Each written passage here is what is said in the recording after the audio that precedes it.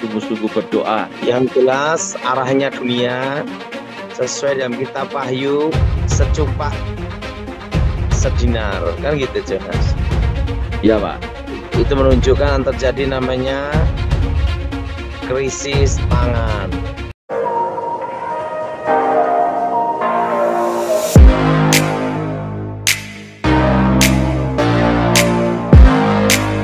Shalom sahabat John Prekado, senang sekali bisa bertemu kembali dengan sahabat di channel ini. Terima kasih sahabat sudah setia mengikuti channel ini sampai hari ini. Saya berdoa kepada Tuhan, kiranya Tuhanlah yang membalas dan memberkati kita semua.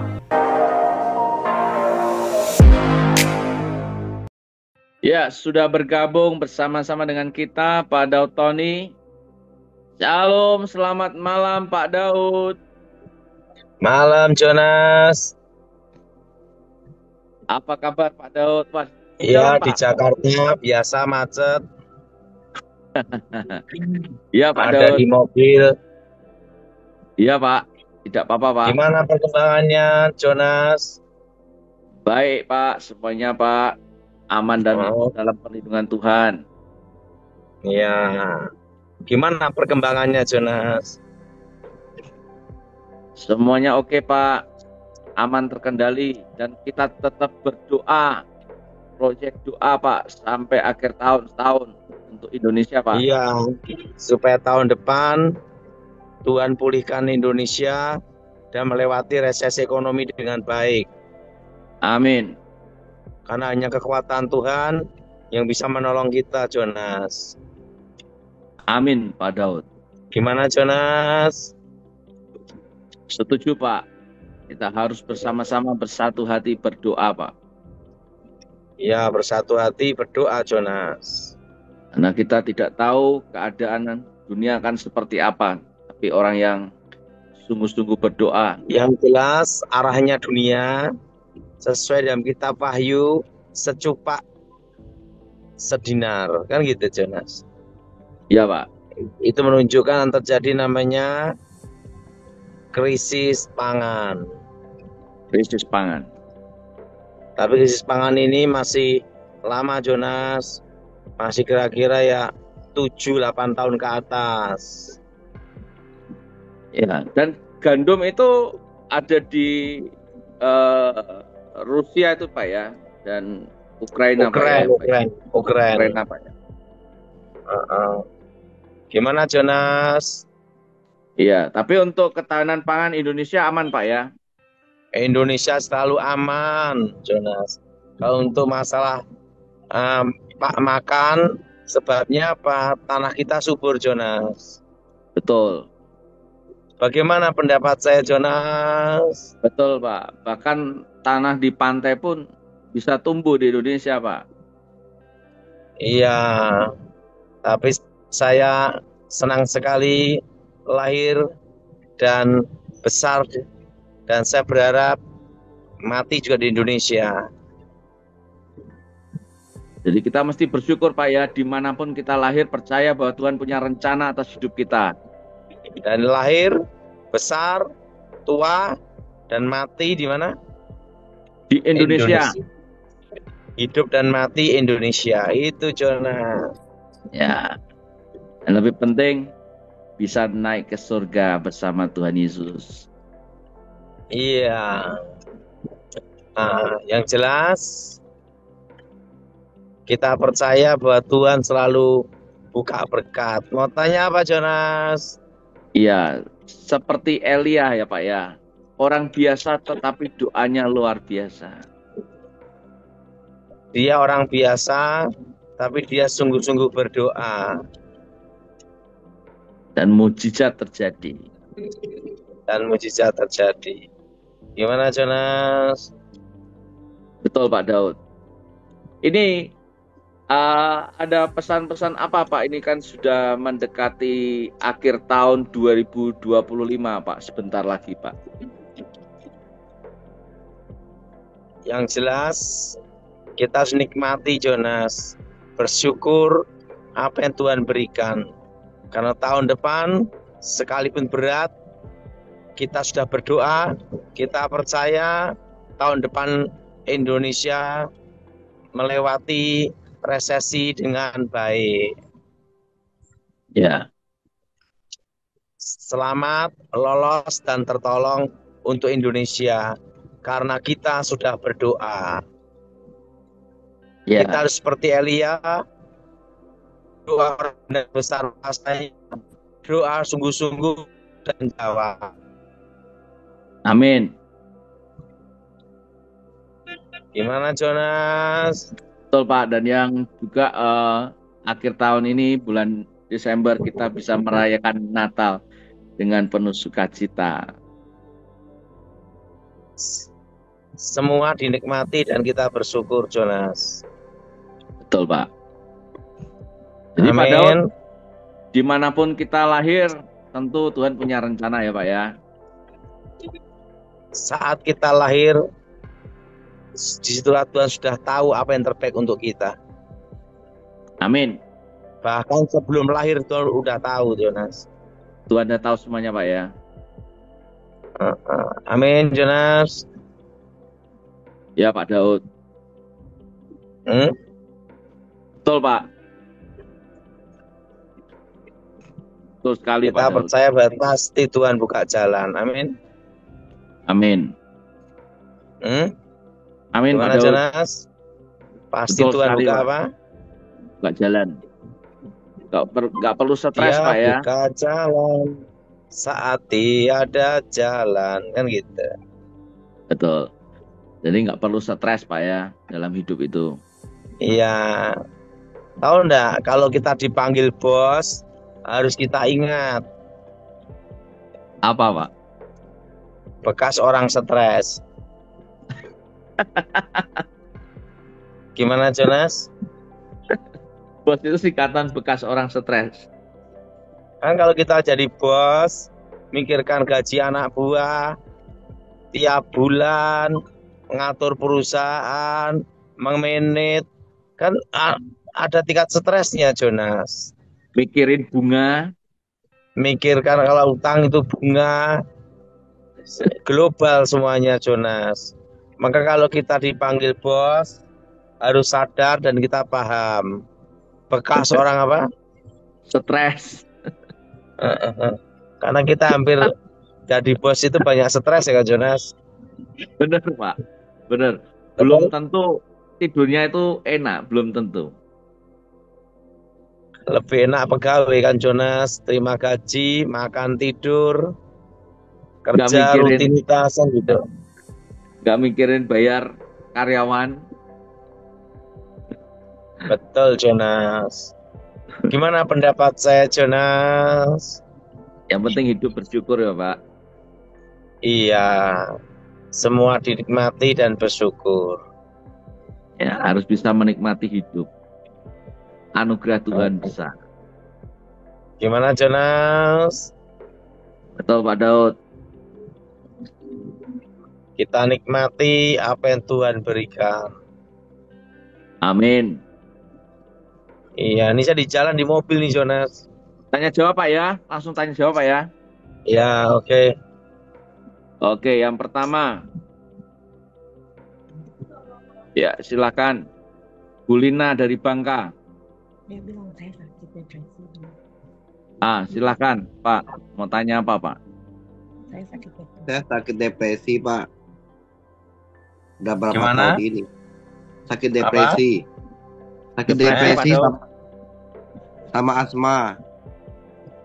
Oke, kita berdoa untuk kesembuhan ya. Iya Pak. Aku mohon kuasa Yesus bekerja, kekuatan Elohim bekerja, bebaskan dari yang jahat, bebas dari kutuk, bebas dari kegelapan. Berkati Tuhan, sembuhkan dalam nama Yesus, sembuh. Amin. Amin. Lanjut Jonas. Ya. Terima kasih Pak. Ya Pak. Bu Deborah dari Medan. Ya silakan mau tanya apa Ibu Deborah.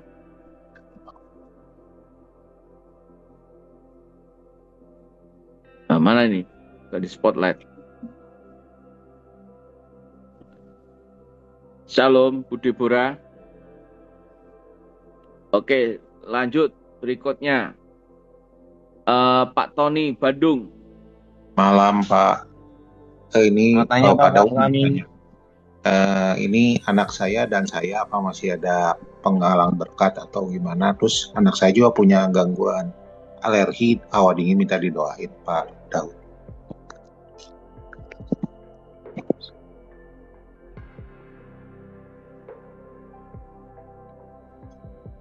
Alergi Pak Daud. Alergi hawa dingin. Ya, kita doa ya. Ada gangguan kuasa gelap ini. Oh, Darah Yesus, hancurkan kutuk. Darah Yesus, hancurkan mantra. Darah Yesus, hancurkan jimat. Darah Yesus, bebaskan. Demi nama Yesus, roh jahat keluar. Amin. Lanjut. ya, Pak Yonas. berikutnya Pak Hari, Bekasi. Ya, langsung di spotlight aja. Malam Pak Daud dan Pak Jonas. Iya. Gimana? Saya ingin bertanya, apakah ada kutuk keturunan atau apa gitu dari diri saya? Ada ini kutuk sial di keturunan nih. Oh ya Pak. Angkat tangan doa ya.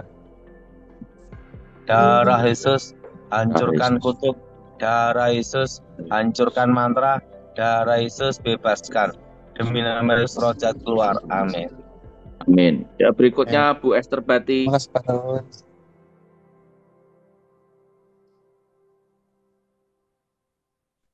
Ya, silakan mau tanya Pak. Bu Esther. Ya, Pak Pendeta, saya sudah 5 tahun ini kaki saya dua-duanya panas kayak terbakar. Dokter nggak ada yang tahu sakit apa dan sudah ini dalam Ya Pak. 2 minggu terakhir. 2 minggu terakhir ini mata saya itu nggak bisa dibuka gitu, perih. Oke, kita doa kesembuhan ya. Aku mohon Ya, kuasa Yesus bekerja. Ini bukan masalah setan, Jonas. Ya, Kita doa kuasa Yesus bekerja, sembuh dalam nama Yesus, roh setan, roh jahat keluar. Dan nama Yesus dimuliakan, berkati sembuhkan Tuhan dalam nama Yesus. Amin. Oke, ya, berikutnya. Jonas. Terakhir Pak Anto, Pak. Terakhir satu. Silakan Pak Anto dari Ketapang. Selamat malam Pak Daud Tony sama Pastor Jonas. Iya. Ya. Saya bertanya Pak Daud, apakah saya ada keturunan? Nggak ada nih Jonas, hanya stres. Ya Pak, doain Pak supaya nggak stres Pak. Kita doa, aku mohon kuasa Yesus bekerja, kekuatan Elohim bekerja, bebas juga berkati Tuhan. Amin. Oke.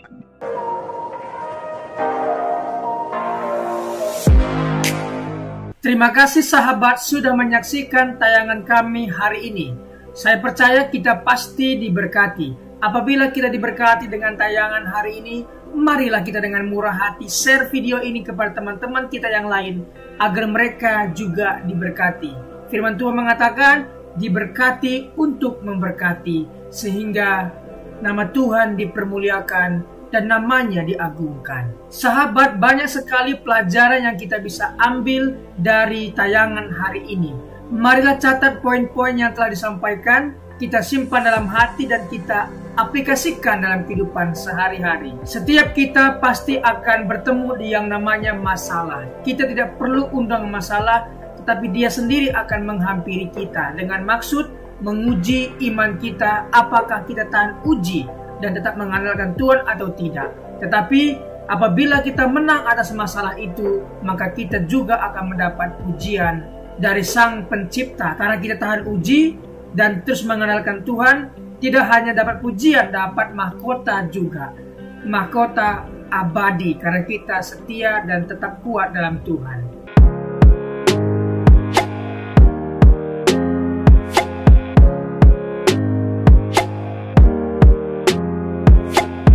Shalom, dalam kesempatan kali ini kita akan belajar satu tema yang tentu pasti akan memberkati kita, yaitu memilih yang benar.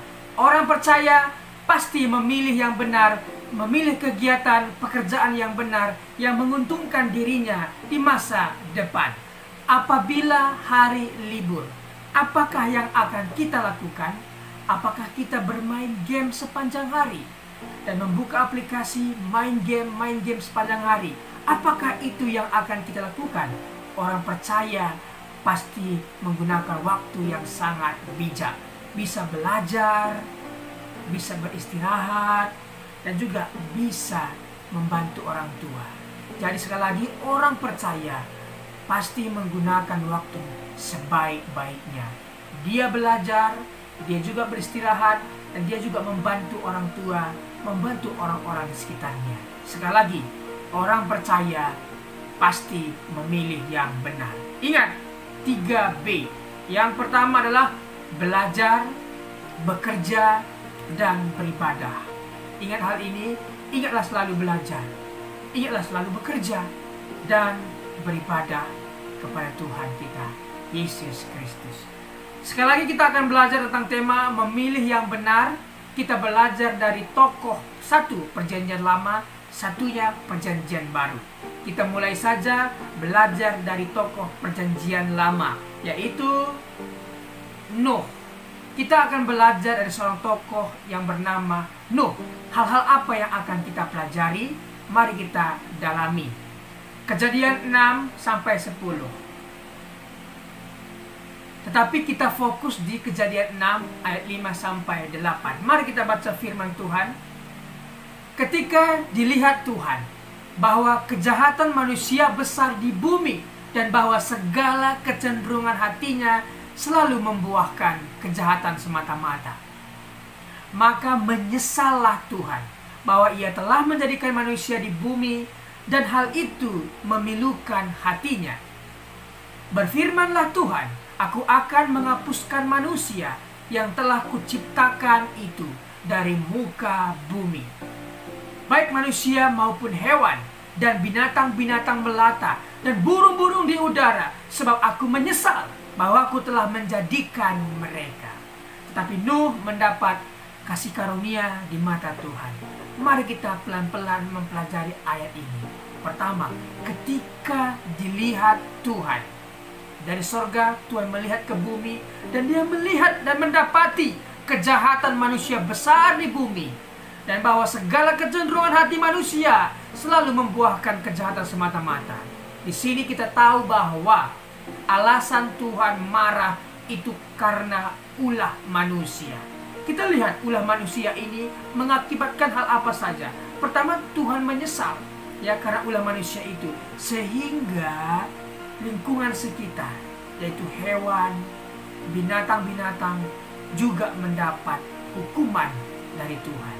Jadi dari ayat ini kita bisa tahu bahwa Tuhan menyesal karena ulah manusia, dan dampak dari itu hewan-hewan pun mendapat resiko, mendapat konsekuensinya dari perbuatan manusia. Ketika kita membuang sampah sembarangan, apa yang terjadi? Tentunya pencemaran air. Binatang yang hidup di air tercemar, dan hewan-hewan atau binatang yang hidup di air bisa mati karena ulah manusia membuang sampah sembarangan. Jadi marilah kita menjaga lingkungan kita sebaik-baik mungkin.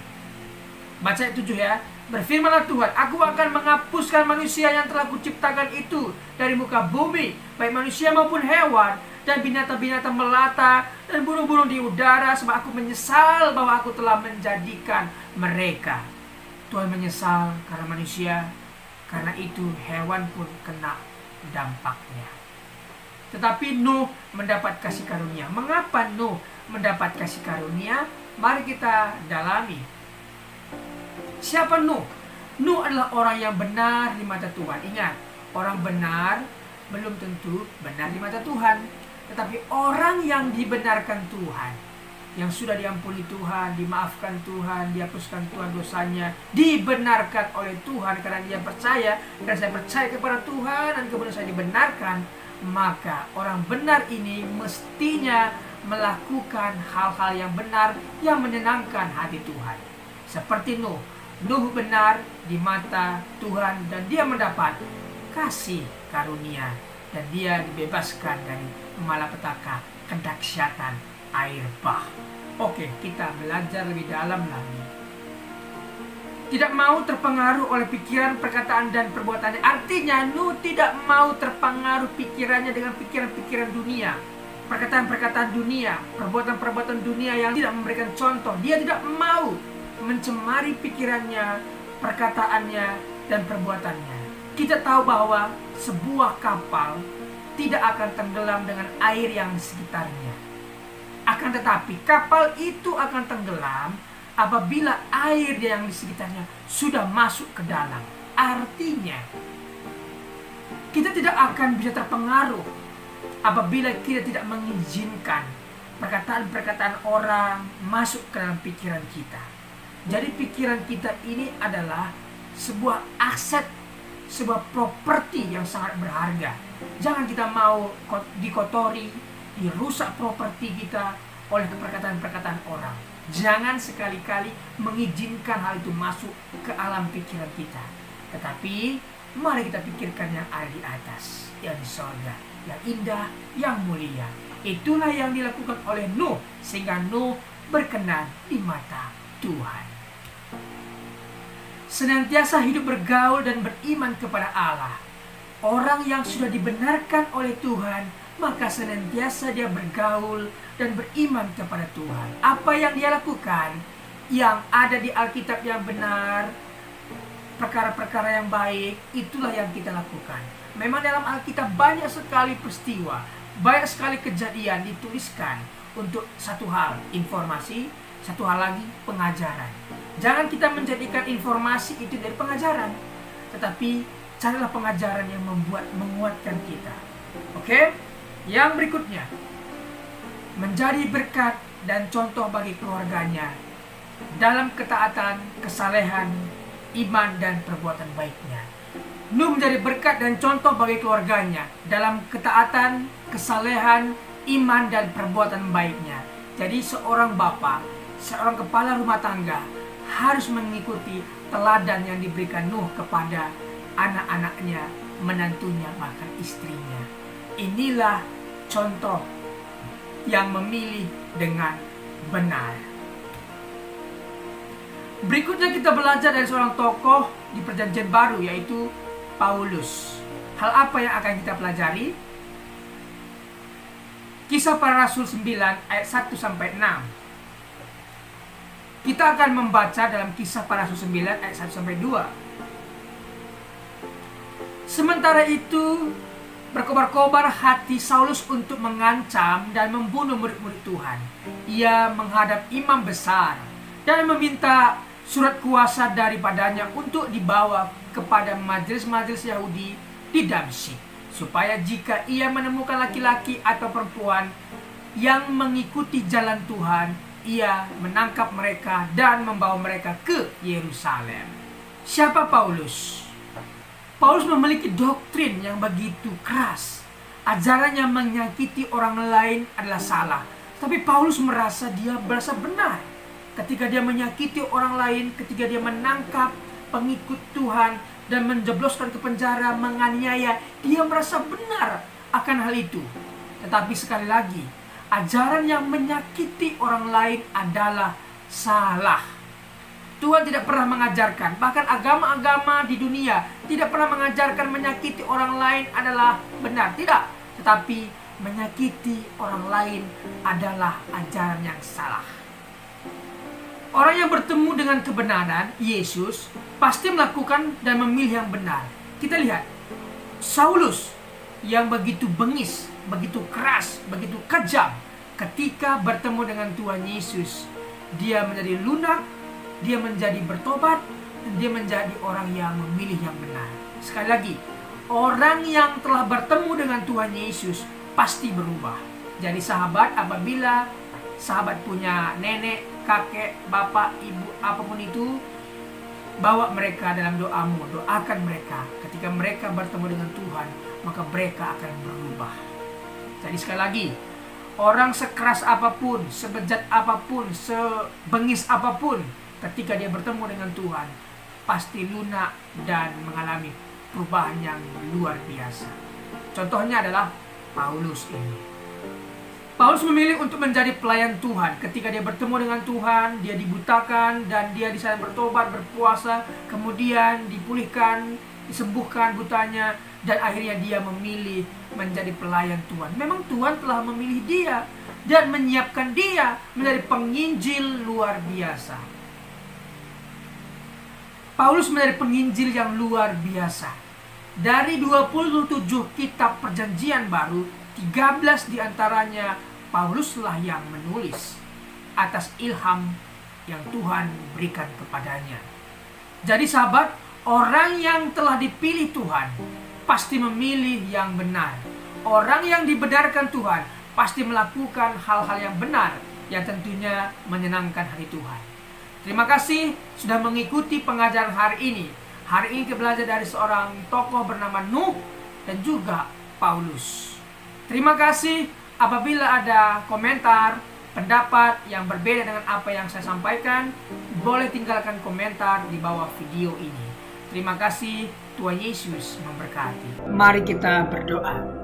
Bapa, terima kasih buat kebenaran firman Tuhan, kesaksian hidup bersama Tuhan yang telah dibagikan. Sungguh kami diberkati. Berkatilah para pembicara hari ini. Berkati pendengar setia John Pregador. Terima kasih Tuhan. Demi nama Tuhan Yesus. Amin.